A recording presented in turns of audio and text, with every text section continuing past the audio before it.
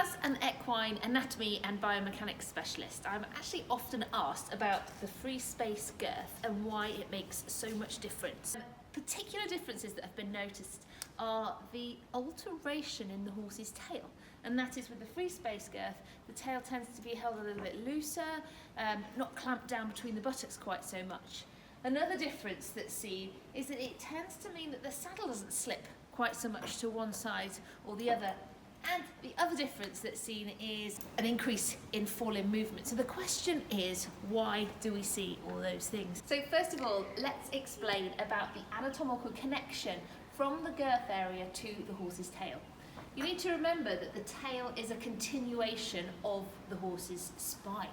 Although the spinal cord itself ends at around the sacrum, many muscles, nerves, as well as fascia, ligaments, and of course the vertebrae continue right down to the end of the horse's dock. So positioning of the tail can be an indicator of potentially things that are happening further forward within the horse's spine, within the back, for example. If a horse moves clamping his tail between the legs, this can be an indication of discomfort. If he dramatically holds his tail to one side, this can also be an indicator of asymmetry further forward within the horse's body. But when we look at the muscles that actually connect into the tail, so first of all, these ones here that you're actually touching, they originate in the lumbar region, both from above and underneath.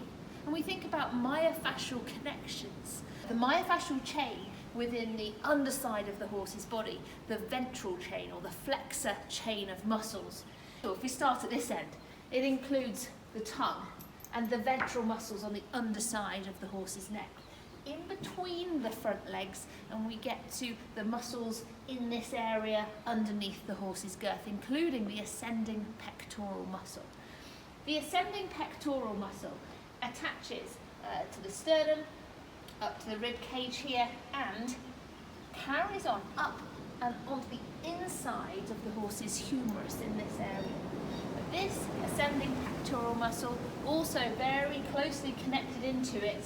We have the rectus abdominis and also the external abdominal oblique muscle. These abdominal muscles carry on up to the false hip, but also all the way up onto the underside of the pelvis. And then when we look at these connections here, we also see from the pelvis coming up to the underside of the lumbar region in the form of the iliopsoas muscle group.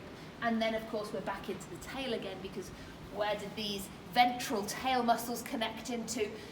Into that lumbar region. So we can see these incredible myofascial connections within the horse's body. And it's amazing when we look at horses in dissection, if you alter the head and neck position or forelimb position and move the horse's hind leg, you truly can feel a difference in the range of movement. So it makes no surprise really when we consider that there's going to be a change in the horse's tail. And if the horse is just holding the tail a little bit loose, swinging in this sort of position rather than clamped down in between the buttocks, that's an indicator that he's a little bit more comfortable. So the next question is, how does the FreeSpace Girth improve shoulder range of movement? I mean, we've all heard, haven't we, by getting the saddle right up here, it can really help to improve forelimb expression. But how can a girth affect that range of movement?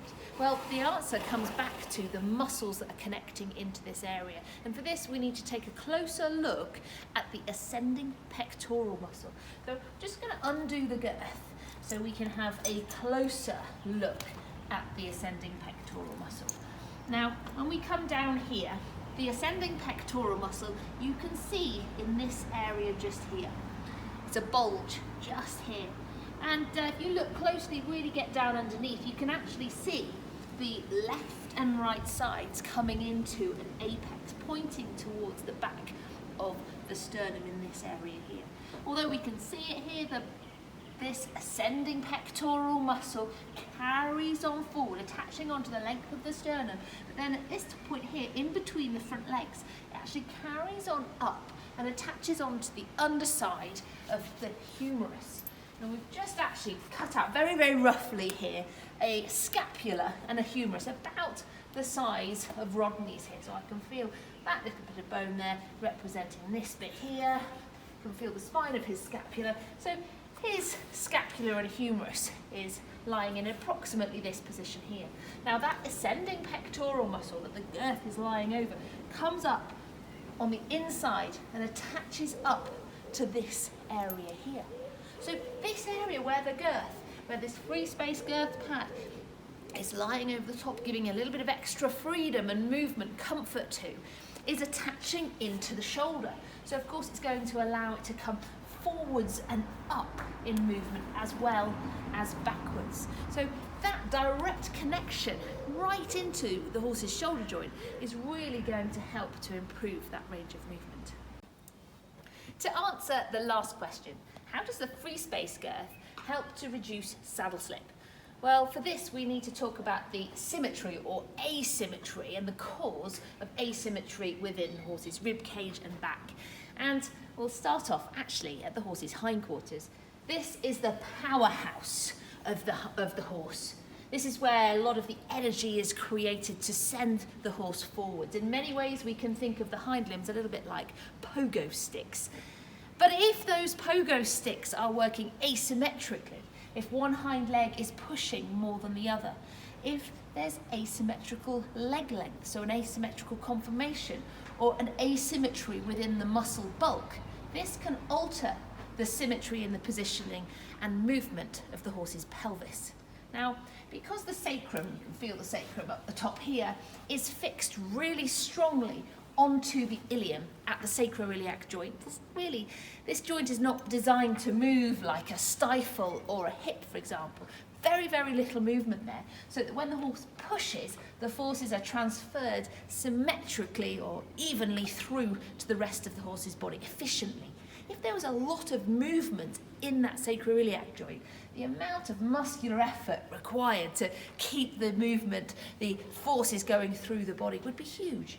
So very, very little movement at that joint. Consequently, an asymmetrical positioning in the horse's pelvis means you've got an asymmetrical movement and positioning of the sacrum. The sacrum is attached to the lumbar region. The lumbar region, there's actually very, very little lateral movement or rotational movement. So an asymmetrical pelvic position is going to affect the back all the way forward through to the thoracic region. And it's also going to affect the rib cage as well. So very often if you've got a pelvis which is rotated, say back on the right, forward, maybe down on the left, the rib cage is going to bulge out more on the right hand side. And it's going to be a little bit flatter, a completely different shape as we come further forward. So this asymmetrical rib cage shape is going to, well, be right underneath where the girth is as well. As well as this area, you really see it when you assess a horse's movement. You'll particularly see it in this area. But of course it's going to be affecting the area where the horse's girth is lying. Now when we take a look at the FreeSpace Girth, under here we've got a plate. A little bit like a tree of a saddle, I suppose, in some ways. And the flexibility between these two parts means that the girth straps are actually bridging this area where a lot of the asymmetry is coming in. So consequently, that asymmetry isn't then necessarily transferred through to the saddle. And this is one of the reasons why we see the saddle sitting that bit better with a FreeSpace Girth compared to others. Now in dissection, I have seen so many different, let's say, anatomical anomalies, variations between different horses. And one of the things that I've seen is with an asymmetry within the rib cage, almost like a wave shape, and changes within the costal cartilages in this area, which is really, really quite fascinating. So that can really help with helping the saddle to sit just that little bit better. I use the FreeSpace Girth with my horse Toby, and as well as improving comfort, I think it's really improved his performance.